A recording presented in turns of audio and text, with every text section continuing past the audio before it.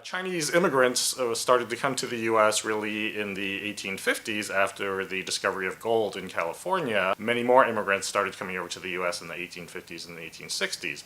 And so when the Transcontinental Railroad was starting to be built in the 1860s, many people don't understand that really until the 20th century, you didn't need any documents to come to the U.S. There were no immigration laws in American society, so all you had to do to become an American was to show up in America.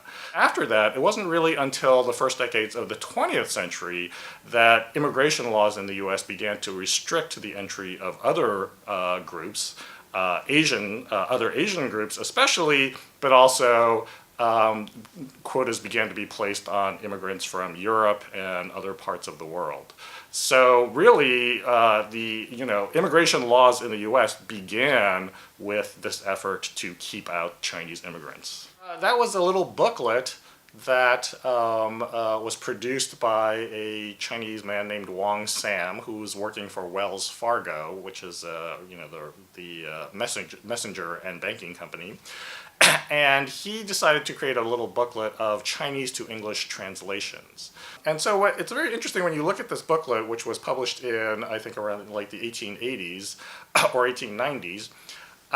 When you look through this booklet, there are these phrases like that, sort of you would use in common everyday speech, like, where's the hotel, how much things cost, what you're buying and selling.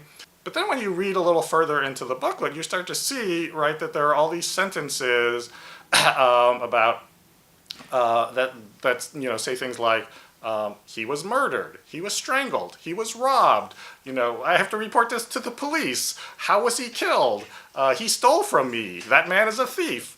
And so when you see that and you think about it, you think like these are the kinds of phrases that the Chinese would need to know for everyday conversation, right, in life in the American West in the 19th century. That really starts to show you the kinds of conditions that Chinese immigrants faced.